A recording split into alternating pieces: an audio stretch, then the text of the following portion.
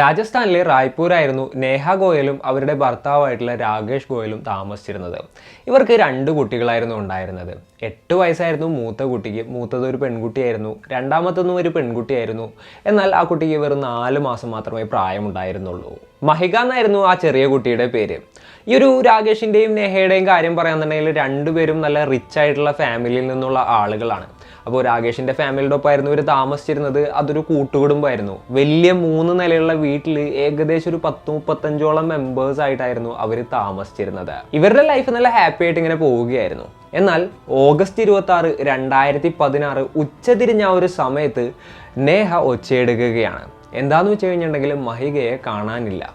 അതായത് 4 മാസം പ്രായമുള്ള ആ ഒരു കൈക്കുഞ്ഞിനെ കാണാനില്ല എന്നുള്ളൊരു കാര്യം പറഞ്ഞുകൊണ്ട് എല്ലാവരുടെ അടുത്തും ഈ ഒരു നേഹ ഒന്ന് പറയുകയാണ്. അപ്പോൾ അതിൻ്റെ ആ ഒരു ടെൻഷനിലും പ്രഷറിലും എല്ലാവരും ആ ഒരു വീട് മുഴുവൻ അരിച്ചു വിറക്കുകയാണ്. കാരണം ഓടി നടന്ന് പോകാനുള്ള പ്രായവും കാര്യങ്ങളൊന്നും ആയിട്ടില്ല. ആ ഒരു കുഞ്ഞ് എവിടെ പോയി എന്നുള്ളൊരു കാര്യം ഇവർക്ക് എന്താ പറയുക കണ്ടെത്താനായിട്ട് സാധിച്ചില്ല. വീട്ടിലുള്ള എല്ലാവരും തന്നെ ആ ഒരു കുഞ്ഞിനെ തിരഞ്ഞ് നടക്കുകയാണ്. ഏകദേശം ഒരു 5 മണി സമയമൊക്കെ ആയപ്പോഴത്തേനും 2ാമത്തെ ഫ്ലോറിലുള്ള AC യൂസ് ചെയ്യാത്തൊരു AC ഉണ്ടായിരുന്നു. അതിൻ്റെ ക്യാബിനറ്റ് തുറന്നു നോക്കുകയാണ്. അപ്പോൾ അതിൻ്റെ ഉള്ളിൽ ആ ഒരു പെൺകുഞ്ഞ് രക്തത്തിൽ കുളിച്ച് കിടക്കുന്ന ഒരു കാഴ്ചയായിരുന്നു അവർ കണ്ടത്. അതായത് രക്തത്തിൽ കുളിച്ചെന്ന് വെച്ച് കഴിഞ്ഞിട്ടുണ്ടെങ്കിൽ ആ പെൺകുട്ടിയുടെ ദേഹത്ത് ഏകദേശം 17 കത്തിക്കുത്തേറ്റ പാടുകൾ ഉണ്ടായിരുന്നു എന്നാണ് പറയുന്നത്. 4 മാസം മാത്രം പ്രായമുള്ള ഒരു കുട്ടിയുടെ ദേഹത്തായിരുന്നു കേട്ടോ അത്. ഇത് കണ്ട നേഹ കരഞ്ഞ് തകർന്ന് നിലത്ത് വീഴുകയാണ്. രാകേഷ് കുഞ്ഞിനെയും എടുത്ത് ഹോസ്പിറ്റലിലോട്ട് ഓടുകയാണ്. എന്നാൽ ഡോക്ടേഴ്സ് പറഞ്ഞു ഓൾറെഡി ഈ കുഞ്ഞ് മരണപ്പെട്ടു എന്നുള്ളൊരു കാര്യം.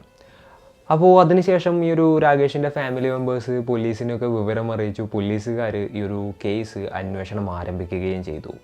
അപ്പോൾ ആരാണ് ഇത്ര ക്രൂരമായിട്ട് ഒരു കുഞ്ഞിനെ കൊന്നത്? എന്തിനാണ് ഇത് ചെയ്തത്? അപ്പോൾ പോലീസുകാർ ഈ ഒരു കേസ് എങ്ങനെയാണ് അന്വേഷിച്ചത്? ഇത്തരത്തിലുള്ള കാര്യങ്ങളൊക്കെയാണ് ഇന്നത്തെ ഒരു വീഡിയോയിലൂടെ നമ്മൾ സംസാരിക്കാൻ പോകുന്നത്. Hello guys, welcome back to the channel. Razin this side. വീഡിയോയിലോട്ട് കിടക്കുന്നതിന് മുമ്പ് ചെറിയൊരു കാര്യം പറയാനുണ്ട്. നമ്മൾ മാമാർത്തിന്റെ വിറ്റാമിൻ സി ഡെയിലി ഗ്ലോ സെറമിന്റെ ഒരു 1 ബോട്ടിൽ ചാലഞ്ച് എടുത്തിട്ടുണ്ടായിരുന്നു. മാർക്കറ്റിലുള്ള സ്കിന്നിന് നല്ല രീതിയിൽ ഗ്ലോ തരുന്ന ഒരു ഫേസ് സെറം തന്നെയാണ് ഇത്. പിന്നെ ഇതിലുള്ള 5% വിറ്റാമിൻ സി നമുക്ക് നല്ലൊരു ഗ്ലോവും തരുന്നു. പിന്നെ ഇതിൻ്റെ ഉള്ളിൽ 5% നിയാസിനമൈഡ് ഉണ്ട്. അത് നല്ലൊരു ഈവൻ സ്കിൻ ടോണും അതുപോലെ തന്നെ ഇതിലുള്ള ടെർമറിക് നമുക്ക് നല്ലൊരു നാച്ചുറൽ ഗ്ലോവും തരുന്നതായിരിക്കും. അപ്പോൾ നമ്മളിത് മോർണിംഗും നൈറ്റും ആക്റ്റീവായിട്ട് യൂസ് ചെയ്യാന്നുണ്ടെങ്കിൽ കൺസിസ്റ്റന്റ് ആയിട്ടുള്ള ആ ഒരു ഗ്ലോ 50x വിറ്റാമിൻ സിയുടെ പവറോട് കൂടിയിട്ട് നമുക്ക് ലഭിക്കുന്നതായിരിക്കും. പിന്നെ ഇതൊക്കെ നല്ല ലോസ്റ്റ് ആയിട്ടുള്ള ഒരു പ്രൈസിലാണ് വരുന്നത്. ജസ്റ്റ് 399 ഉള്ളൂ 30 ml. മാമാർത്തിന്റെ പ്രൊഡക്ട്സ് എല്ലാം തന്നെ ഹാർംഫുൾ ആയിട്ടുള്ള കെമിക്കൽസിൽ നിന്നും ഫ്രീയും ആണ്. അതുപോലെ തന്നെ ഓൾ നാച്ചുറൽ ആണ്. മാമാർത്ത്.in നിന്ന് നിങ്ങൾ പർച്ചേസ് ചെയ്യുമ്പോൾ റെസിൻ 2024 എന്ന് പറയുന്ന നമ്മുടെ പുതിയ കൂപ്പൺ കോഡ് യൂസ് ചെയ്യുകയാണെന്നുണ്ടെങ്കിൽ നിങ്ങൾക്ക് 20% ഓഫ് ലഭിക്കുന്നതായിരിക്കും. മാമാർത്തിന്റെ പ്രൊഡക്ട്സ് അവരുടെ website, app, Amazon, Nykaa, Flipkart, purple തുടങ്ങിയിട്ടുള്ള ഒരുപാടധികം പ്ലാറ്റ്ഫോംസിൽ അവൈലബിൾ ആണ്. പിന്നെ നിങ്ങൾ ഓരോ തവണ മാമാർത്തിന്റെ പ്രൊഡക്ട്സ് വാങ്ങുമ്പോഴും അവർ നിങ്ങൾക്ക് വേണ്ടിയിട്ട് ഓരോ മരം തടും. അതിന്റെ geo location, photos, details complete നിങ്ങൾക്ക് അയച്ചു തരികയും ചെയ്യും. പ്ലാസ്റ്റിക് പോസിറ്റീവ് ആയിട്ടുള്ള ഒരു ഇന്ത്യൻ ബ്രാൻഡാണ് മാമാർത്ത്. മാമാർത്ത് അവരുടെ ആപ്പ് ലോഞ്ച് ചെയ്തിട്ടുണ്ട്. ആ ഒരു ആപ്പിലൂടെ നിങ്ങൾ പർച്ചേസ് ചെയ്യാന്നുണ്ടെങ്കിൽ സെയിൽസിലോട്ടുള്ള ഏർലി ആക്സസും നിങ്ങൾക്ക് ലഭിക്കും. അതുപോലെ തന്നെ ഒട്ടനേകം ഡിസ്കൗണ്ട്സ് ലഭിക്കുന്നതായിരിക്കും. നിങ്ങൾക്ക് അറിയാവുന്നതുപോലെ തന്നെ ഓൺലൈനായിട്ട് ആമസോൺ, ഫ്ലിപ്കാർട്ട്, നൈക്ക തുടങ്ങിയിട്ടുള്ള എല്ലാ വെബ്സൈറ്റ്സിലും മാമാർത്തിന്റെ പ്രൊഡക്ട്സ് ഉണ്ട്. എന്നാൽ ഇപ്പോൾ നിങ്ങളുടെ വീടിന്റെ അടുത്തുള്ള കടകളിലും നിങ്ങൾക്ക് മാമാർത്തിന്റെ പ്രൊഡക്ട്സ് കാണാനായിട്ട് സാധിക്കും. അത്തരത്തിൽ കാണാന്നുണ്ടെങ്കിൽ നൈസായിട്ട് നമുക്കൊന്ന് മെസ്സേജ് ചെയ്യുക, അല്ലാന്നുണ്ടെങ്കിൽ ഇതിന്റെ താഴെ കമന്റ് ചെയ്യാനായിട്ട് ശ്രമിക്കുക. അപ്പോൾ ഇത്തരത്തിലുള്ള പ്രൊഡക്ട്സും മറ്റൊക്കെ വാങ്ങുന്നുണ്ടെങ്കിൽ മാമാർത്ത് ഒന്ന് ചെക്കൗട്ട് ചെയ്ത് നോക്കാം. ലിങ്കും കാര്യങ്ങളൊക്കെ ഞാൻ താഴെ ഡിസ്ക്രിപ്ഷനിലും അതുപോലെ തന്നെ കമന്റിലൊക്കെ ഇട്ടിട്ടുണ്ട്. അപ്പോൾ ഇനി നമുക്ക് നേരെ വീഡിയോയിലോട്ട് കിടക്കാം. രാകേഷിന്റെ വീട്ടിലെത്തിയ പോലീസുകാരെ ക്വസ്റ്റ്യനിങ് ആരംഭിക്കുകയാണ്. അന്നത്തെ ദിവസം എത്ര പേരായിരുന്നു വീട്ടിലുണ്ടായിരുന്നത് എന്ന് ചോദിച്ചു. 13 പേരായിരുന്നു അന്ന് വീട്ടിലുണ്ടായിരുന്നത്. അതിനുശേഷം പോലീസുകാർ അടുത്തുള്ള CCTV മറ്റുമൊക്കെ പരിശോധിക്കുകയാണ്. സംശയാസ്പദമായിട്ടുള്ള രീതിയിൽ ആരെങ്കിലും ആ ഒരു ഏരിയയിൽ വന്നിട്ടുണ്ടോ എന്നുള്ളത്. എന്നാൽ അത്തരത്തിൽ ആരെയും കണ്ടെത്താനായിട്ട് പോലീസിന് സാധിച്ചില്ല. ഈ 13 പേരാണെന്നുണ്ടെങ്കിൽ അത്ര വലിയ കാര്യമായിട്ട് പുറത്തോട്ടൊന്നും പോയിട്ടുമില്ല. ചുരുക്കം പറഞ്ഞു കഴിഞ്ഞിട്ടുണ്ടെങ്കിൽ ഈ വീടിൻ്റെ അകത്തുണ്ടായിരുന്ന ആളുകൾ പുറത്തോട്ടും പോയിട്ടില്ല, പുറത്തുനിന്ന് ആരും തന്നെ അകത്തോട്ടും വന്നിട്ടില്ല. അപ്പോൾ പോലീസിൻ്റെ ചിന്ത ഇപ്പോൾ എന്തായിരുന്നു എന്ന് വെച്ച് കഴിഞ്ഞിട്ടുണ്ടെങ്കിൽ ആ 13 പേരിൽ ആരോ ആണ് ഈ ഒരു കൃത്യം ചെയ്തിട്ടുള്ളത് എന്നുള്ളൊരു കാര്യമായിരുന്നു. കാരണം വേറെ ആരും തന്നെ അങ്ങോട്ട് വന്നിട്ടില്ല എന്നുള്ളതായിരുന്നു പോലീസിൻ്റെ ആദ്യത്തെ ഒരു ഫൈൻഡിങ്. പോലീസുകാരങ്ങനെ ആ 13 ഫാമിലി മെമ്പേഴ്സിനെയും മാറി മാറി ക്വസ്റ്റ്യൻ ചെയ്യുകയാണ്. അവരോടും ചോദിച്ച കോമൺ ആയിട്ടുള്ള ഒരു ക്വസ്റ്റ്യൻ എന്താണെന്ന് വെച്ച് കഴിഞ്ഞിട്ടുണ്ടെങ്കിൽ ആരായിരുന്നു ഈ ഒരു കുഞ്ഞിനെ ആദ്യം കണ്ടതെന്നുള്ളതായിരുന്നു. അവരെല്ലാവരും നേഹയുടെ പേരാണ് പറഞ്ഞത്. അപ്പോൾ നേഹയെയും ക്വസ്റ്റ്യൻ ചെയ്തു. അപ്പോൾ നേഹ ഇതിനൊക്കെ ഉത്തരം പറയാൻ പറ്റാത്തൊരു സിറ്റുവേഷനിലൊക്കെ ആയിരുന്നു ഉണ്ടായിരുന്നത്. അപ്പോൾ നേഹയെ കുറിച്ചിട്ട് പോലീസിന് എന്നാലും ചില സംശയങ്ങളൊക്കെ തോന്നുകയാണ്. ഇനിയിപ്പോൾ കാരണം എന്താണെന്ന് വെച്ച് കഴിഞ്ഞിട്ടുണ്ടെങ്കിൽ 4 മാസം പ്രായമുള്ളൊരു കുഞ്ഞാണ്, നടക്കാനോ കാര്യങ്ങളൊന്നും ആയിട്ടില്ല. മോസ്റ്റ് ഓഫ് ദ ടൈം അമ്മയുടെ കൂടെ ആയിരിക്കും. അമ്മ അറിയാതെ ആ ഒരു കുഞ്ഞ് ഇതേപോലെ തന്നെ എങ്ങോട്ടും പോകില്ല. ആരും ഇതേപോലെ ക്രൂരമായിട്ട് കൊല ചെയ്യാനുള്ള സാധ്യത ഈ ഒരു അമ്മ അറിയാതെ ഉണ്ടാകാനുള്ള സാധ്യത വളരെ റെയറാണ്. സോ ഈ ഒരു അമ്മയ്ക്ക് ഇതിനെക്കുറിച്ചിട്ട് എന്തെങ്കിലുമൊക്കെ അറിയാമെന്നുള്ള ഒരു തോട്ടിലായിരുന്നു ഈ പോലീസുകാർ ഉണ്ടായിരുന്നത്. ചുരുക്കം പറഞ്ഞു കഴിഞ്ഞിട്ടുണ്ടെങ്കിൽ നേഹയായിരുന്നു പോലീസിന് സംശയം. അങ്ങനെ ആ വീട്ടുകാരൊന്നും വലിയ പേരായിട്ട് അറിയാതെ നൈബേഴ്സിൻ്റെ അടുത്തും ബാക്കിയുള്ള ഫ്രണ്ട്സിൻ്റെ അടുത്തൊക്കെ നേഹയെക്കുറിച്ച് ഇങ്ങനെ പോലീസുകാർ അന്വേഷിക്കുകയാണ്. അപ്പം നേഹനെ കുറിച്ച് ഇങ്ങനെ ചില കാര്യങ്ങൾ പോലീസിന് മനസ്സിലായി. എന്നാലും ഇത് ചെയ്തത് അവരാണ് എന്ന് തെളിയിക്കാനായിട്ടുള്ള യാതൊരു തെളിവും പോലീസിന് ലഭിച്ചില്ല. അപ്പോൾ അടുത്തതായിട്ട് പോലീസുകാർ ചെയ്തെന്താണെന്ന് വെച്ച് കഴിഞ്ഞിട്ടുണ്ടെന്നുണ്ടെങ്കിൽ ആ വീട്ടിലുള്ള എല്ലാവരുടെയും കയ്യിലും മറ്റുമൊക്കെ എന്തെങ്കിലും ബ്ലഡ് സ്ട്രെയിൻസോ മറ്റോ ഉണ്ടോ എന്നുള്ളൊരു കാര്യം പരിശോധിക്കാനായിട്ട് ഫോറൻസിക് ടീമിനെ വിളിച്ചു വരുത്തുകയാണ്. ഫോറൻസിക് ടീമിൻ്റെ പരിശോധനയിൽ 3 പേരുടെ കയ്യിൽ ബ്ലഡ് സ്ട്രെയിൻസ് ഉണ്ടായിരുന്നതായിട്ട് കണ്ടെത്തുകയാണ്. അത് ആരുടേതൊക്കെ ആയിരുന്നു എന്ന് വെച്ച് കഴിഞ്ഞിട്ടുണ്ടെങ്കിൽ ഒന്ന് രാകേഷിൻ്റേതായിരുന്നു, ഒന്ന് നേഹയുടേതായിരുന്നു, പിന്നെ ഒന്ന് ഇവരുടെ റിലേറ്റീവിൻ്റെതായിരുന്നു. ആ റിലേറ്റീവ് ആയിരുന്നു എന്താ പറയുക AC-യുടെ ക്യാബിനറ്റിൻ്റെ ഉള്ളിൽ നിന്ന് ആ ഒരു കുഞ്ഞിൻ്റെ മൃതദേഹം പുറത്തോട്ട് എടുത്തിട്ടുണ്ടായത്. എന്നാൽ അവിടെയാണ് ഒരു ട്വിസ്റ്റ് സംഭവിക്കുന്നത്. ഫാമിലി മെമ്പേഴ്സ് എല്ലാവരും പറഞ്ഞത് എന്താണെന്ന് വെച്ച് കഴിഞ്ഞിട്ടുണ്ടെങ്കിൽ നേഹ ആ ഒരു കുഞ്ഞിനെ ഈ ഒരു സംഭവം നടന്നതിന് ശേഷം തൊട്ടിട്ടില്ല എന്നുള്ളതായിരുന്നു. അതായത് ഈ രാകേഷും ഈ ഒരു ആളുമാണ് ഈ ഒരു കുഞ്ഞിനെ അതിനുശേഷം കൈകാര്യം ചെയ്തത്. നേഹ തൊട്ടിട്ടുണ്ടായിരുന്നില്ല. പിന്നീട് എങ്ങനെ നേഹയുടെ കയ്യിൽ ബ്ലഡ് വരുന്നുള്ളതായി പോലീസിൻ്റെ സംശയം. അപ്പോൾ ആ ഒരു ചോദ്യം നേഹയുടെ അടുത്തും ചോദിക്കുകയാണ്.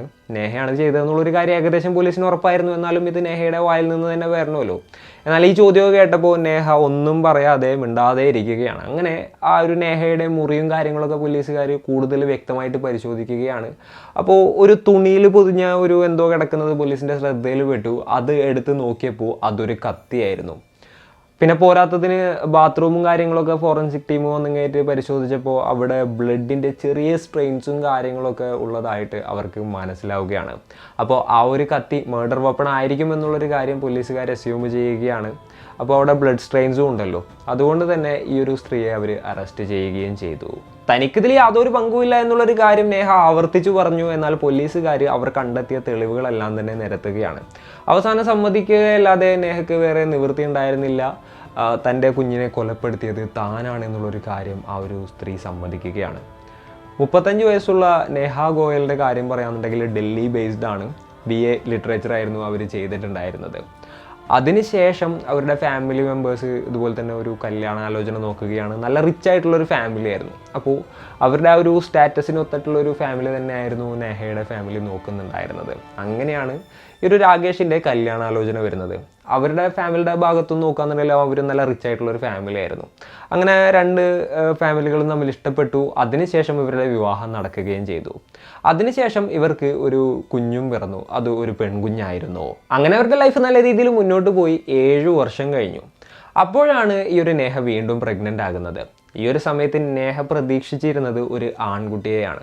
അതായത് മൂത്തത് പെൺകുട്ടിയാണല്ലോ. അപ്പോൾ രണ്ടാമത്തത് ആൺകുട്ടിയാകുമെന്ന് ആ ഒരു നേഹ പ്രതീക്ഷിച്ചു. അപ്പോൾ അതിന് ആൺകുട്ടി ആകുന്നതിന് വേണ്ടിയിട്ട് പൂജകളും മറ്റുമൊക്കെ ചെയ്തു. അതിന് വേണ്ടിയിട്ടുള്ള എന്തൊക്കെയാണ് ചെയ്യേണ്ടത് തുടങ്ങിയിട്ടുള്ള കാര്യങ്ങളെല്ലാം തന്നെ ആ ഒരു സ്ത്രീ ചെയ്യുകയാണ്. എന്നാൽ പ്രതീക്ഷിച്ചതുപോലെ സംഭവിച്ചില്ല. ഒരു പെൺകുട്ടിയായിരുന്നു രണ്ടാമതും പിറന്നത്. ആ ഒരു പെൺകുട്ടിക്കാണ് മഹിക എന്നുള്ള ഒരു പേരിട്ടത്. ആ ഒരു പെൺകുട്ടി ജനിച്ചതിന് ശേഷം ഒരുപാടധികം പ്രശ്നങ്ങൾ ഉണ്ടാവുകയാണ്. സംഭവം എന്താണെന്ന് വെച്ച് കഴിഞ്ഞിട്ടുണ്ടെങ്കിൽ ആ പെൺകുട്ടിക്ക് സ്ഥിരമായിട്ട് അസുഖങ്ങൾ വരികയാണ്. ആ ഒരു കുഞ്ഞിന് സ്ഥിരമായിട്ട് അസുഖങ്ങൾ വരികയാണ്. അപ്പോൾ ഡോക്ടറിൻ്റെ അടുത്ത് പോയി വിശദമായിട്ടുള്ള ചെക്കപ്പിന് ശേഷം ഡോക്ടർ ഒരു കാര്യം പറഞ്ഞു. ആ കുഞ്ഞിന് ബ്രെയിൻ ഡിസോർഡർ ഉണ്ട് എന്നുള്ളൊരു കാര്യമായിരുന്നു. അത് വലുതാകും തോറും പല ഹെൽത്ത് ഇഷ്യൂസും കാര്യങ്ങളും വരാനുള്ള ചാൻസസ് ഉണ്ട് എന്നുള്ളൊരു കാര്യം പറയുകയാണ്, ശ്രദ്ധിക്കാനായിട്ട് പറയുകയാണ്. എന്നാൽ ഇത് കേട്ട നേഹ ആകെപ്പാടെ വേറൊരു രീതിയിലൊക്കെയാണ് ചിന്തിക്കുന്നത്. അതായത് തൻ്റെ മകൾക്ക് ബ്രെയിൻ ഡിസോർഡർ ഉണ്ട് എന്നുള്ളൊരു കാര്യം നേഹ മനസ്സിലാക്കിയപ്പോൾ ആകെപ്പാടെ മാനസിക നില തെറ്റുകയാണ്.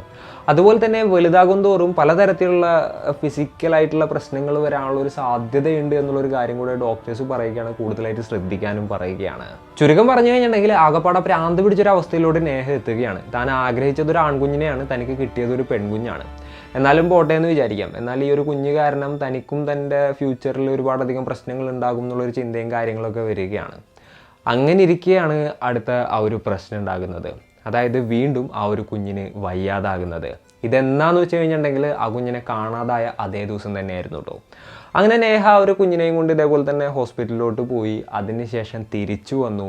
അതിനുശേഷമാണ് ഈ ഒരു കുഞ്ഞിനെ കാണാതായത്. ആ ഓഗസ്റ്റ് 26-ന് തിരിച്ചെത്തി നേഹ ഒരുപാടധികം കാര്യങ്ങൾ ചിന്തിക്കുകയാണ്. ഇപ്പം തന്നെ ഇത്രയധികം പ്രശ്നങ്ങൾ, ഈ ഒരു കുഞ്ഞ് വലുതായി കഴിഞ്ഞു കഴിഞ്ഞാൽ തനിക്ക് ഒരുപാടധികം പ്രശ്നങ്ങൾ ഉണ്ടാവും. അതുകൊണ്ട് ഈ ഒരു കുഞ്ഞിനെ ഇല്ലാതാക്കുന്നതായിരിക്കില്ലേ നല്ലതെന്ന് ചിന്തിച്ചു. അന്നത്തെ ദിവസം ഏകദേശം ഒരു ഉച്ച 2 മണിയൊക്കെ സമയത്ത് നേരെ കിച്ചണിൽ പോയിട്ട് കിച്ചൺ നൈഫ് എടുത്തുകൊണ്ട് വന്നു കയറ്റി ഒരു കുഞ്ഞിൻ്റെ കഴുത്തിറക്കുകയാണ്. അതിനുശേഷം വളരെ ക്രൂരമായിട്ട് കുത്തി പരിക്കേൽപ്പിക്കുകയും ചെയ്തു. ഏകദേശം 17ഓളം കുത്തേറ്റ പാടുകൾ ആ ഒരു കുഞ്ഞിൻ്റെ ദേഹത്ത് ഉണ്ടായിരുന്നതായിട്ടാണ് പറയുന്നത്. അതിനുശേഷം ആ ഒരു കുഞ്ഞിനെ നേരെ കൊണ്ടുപോയിട്ട് അവിടെ ഉണ്ടായിരുന്ന ഒരു പഴയ യൂസ് ചെയ്യാത്തൊരു AC-യുടെ ക്യാബിനറ്റിൻ്റെ ഉള്ളിൽ അടച്ചു വെക്കുകയായിരുന്നു. പിന്നീട് നേരെ ബാത്റൂമിൽ വന്നിട്ട് കത്തിയും കാര്യങ്ങളൊക്കെ കഴുകി വൃത്തിയാക്കി, ബാക്കിയുള്ള എല്ലാ കാര്യങ്ങളും വൃത്തിയാക്കി. അതിനുശേഷം പിന്നെ കുറച്ച് നേരം വെയിറ്റ് ചെയ്തു. പിന്നീടാണ് ബാക്കിയുള്ള എല്ലാവരോടും പോയിട്ട് ഈ മകളെ കാണാനില്ല എന്നുള്ളൊരു കാര്യം പറഞ്ഞത്. അതിനുശേഷമാണ് 5 മണി വരെ എല്ലാവരും അന്വേഷിക്കുന്നതും പിന്നീട് ആ ഒരു AC-യുടെ ക്യാബിനറ്റിൻ്റെ ഉള്ളിൽ നിന്ന് ആ ഒരു കുഞ്ഞിനെ കണ്ടെത്തുന്നതും. ഈ ഒരു കൃത്യം ചെയ്തത് ഒറ്റക്കാണോ അല്ലാന്നുണ്ടെങ്കിൽ വേറെ ആരെങ്കിലും കൂട്ടുണ്ടായിരുന്നോ എന്നുള്ളത് അറിയുന്നതിന് വേണ്ടിയിട്ട് പോലീസുകാർ ഈ ഒരു സ്ത്രീയുടെ ഫോൺ ഡീറ്റെയിൽസ് പരിശോധിക്കുകയാണ്. എന്നാൽ വേറെ ഒരാളും തന്നെ ഈ ഒരു ക്രൈമിൽ പങ്കെടുത്തിട്ടുണ്ടായിരുന്നില്ല. എന്നാൽ അവരുടെ ഫോൺ ഡീറ്റെയിൽസും മറ്റൊക്കെ പരിശോധിച്ചപ്പോൾ എല്ലാം ക്ലിയർ ചെയ്തിട്ടുണ്ടായിരുന്നു. എന്നാലും സൈബർ ടീം കണ്ടെത്തിയൊരു കാര്യം എന്താണെന്ന് വെച്ച് കഴിഞ്ഞിട്ടുണ്ടെങ്കിൽ എങ്ങനെയാണ് ആൺകുട്ടി ഉണ്ടാവുക, ആൺകുട്ടി ഉണ്ടാവാനായിട്ട് എന്തൊക്കെ പൂജകൾ ചെയ്യണം, എന്തൊക്കെ എക്സർസൈസ് ചെയ്യണം, അങ്ങനെയുള്ള ഒരുപാടധികം കാര്യങ്ങൾ ഇവർ സെർച്ച് ചെയ്ത് വെച്ചിട്ടുണ്ടായിരുന്നതായിട്ട് പറയപ്പെടുന്നത്. അതായത് ഒരു ആൺകുട്ടി ഉണ്ടാവാനുള്ളൊരു ഒബ്സഷൻ ഇവർക്ക് ഉണ്ടായിരുന്നതായിട്ട് പറയപ്പെടുന്നുണ്ട്. ഓഗസ്റ്റ് 26-ന് രണ്ടാമത്തെ ട്രൈ ആയിരുന്നെന്നും ഓഗസ്റ്റ് 19-ന് ഇതുപോലെ തന്നെ ആ ഒരു പെൺകുഞ്ഞിനെ ആദ്യം തന്നെ കഴുത്ത് ഞെരിച്ച് കൊല്ലാനായിട്ട് ട്രൈ ചെയ്തിട്ടുണ്ടായിരുന്നെന്നും ഈ ഒരു സ്ത്രീ പറഞ്ഞതായിട്ടാണ് പറയുന്നത്. എന്നാൽ ആ ഒരു ശ്രമം പിന്നീട് പാളിപ്പോവുകയായിരുന്നു. നേഹയ്ക്ക് PPD അല്ലാന്നുണ്ടെങ്കിൽ പോസ്റ്റ്മോർട്ടം ഡിപ്രഷൻ ഉണ്ടായിരുന്നു എന്നുള്ളൊരു തരത്തിലാണ് ഒരുപാടധികം ആളുകൾ അഭിപ്രായപ്പെടുന്നത്. ചിലർക്ക് പ്രസവം കഴിഞ്ഞ് കഴിഞ്ഞിട്ടുണ്ടെങ്കിൽ വിഷമം, ആങ്സൈറ്റി, ടയേർഡ്നെസ് അതുപോലെ തന്നെ ഉള്ള ഒരുപാടധികം ഫീലിങ്സൊക്കെ കൂടിയിട്ടുള്ളൊരു പ്രത്യേകതരം ഒരു സിറ്റുവേഷൻ ഉണ്ടാവും. ഇതിനാണ് ഈ ഒരു PPD എന്ന് പറയുന്നത്. വളരെ ചുരുക്കി പറയാന്നുണ്ടെങ്കിൽ ഒരുപാടുണ്ട്. അതിനെക്കുറിച്ച് പറയാന്നുണ്ടെങ്കിൽ അത് തന്നെ വലിയൊരു സബ്ജക്റ്റാണ്. അപ്പോൾ അങ്ങനെ പറയപ്പെടുന്നുണ്ട്. എന്നാൽ കേസ് ഇവിടം കൊണ്ട് തീർന്നില്ല. 2019-ത്തെ റിപ്പോർട്ട് പ്രകാരം എന്താ സംഭവിച്ചതെന്ന് വെച്ച് കഴിഞ്ഞിട്ടുണ്ടെങ്കിൽ തെളിവുകളുടെ അഭാവത്തിൽ നേഹ എന്ന് പറയുന്ന ഒരു സ്ത്രീയെ വെറുതെ വിടുകയാണ്. ഈ ഒരു ഇൻസിഡൻറ്റ് നടന്നിട്ട് 13 ദിവസത്തിന് ശേഷമാണ് നേഹയെ പോലീസുകാർ അറസ്റ്റ് ചെയ്യുന്നത്. അതിനുശേഷം ഉണ്ടായിരുന്ന 33ഓളം സാക്ഷികൾ കൂറുമാറിയതായിട്ടാണ് പറയുന്നത്. പിന്നെ മേർഡർ വെപ്പൻ്റെ കാര്യത്തിലും കോടതിക്ക് സംശയം ഉണ്ടാവുകയാണ്. പിന്നെ ടെറസ് വഴി ആർക്ക് വേണമെങ്കിലും വന്നിട്ട് ആ ഒരു കുഞ്ഞിനെ എടുത്തുകൊണ്ട് പോയിട്ട് കൊല്ലാം എന്നുള്ള ഒരു കാര്യം കൂടെയും ഡിഫൻസ് ലോയർ ചൂണ്ടിക്കാട്ടുകയാണ് ഉണ്ടായത്. സോ അങ്ങനെയൊക്കെയാണ് കാര്യങ്ങൾ. എന്താണെങ്കിലും നേരത്തെ പറഞ്ഞ പോലെ തന്നെ ഇവരുടെ രണ്ടുപേരുടെയും ഫാമിലി നല്ല റിച്ച് ആയിട്ടുള്ള ഫാമിലിയും കാര്യങ്ങളൊക്കെ ആയിരുന്നു. അപ്പോൾ ഇന്നത്തെ ഒരു വീഡിയോയിൽ ഇത്രയൊക്കെയാണ് പറയാനുള്ളത്. ഈ ഒരു സ്റ്റോറി കേട്ടപ്പോൾ നിങ്ങൾക്ക് എന്താണ് തോന്നിയത്, നിങ്ങളുടെ തോട്ട്സും മറ്റും എന്തൊക്കെയാണെന്നുണ്ടെങ്കിലും താഴെ കമൻറ്റുകളായിട്ട് രേഖപ്പെടുത്തുക. And it's me signing off. Please stay peaceful guys, stay safe.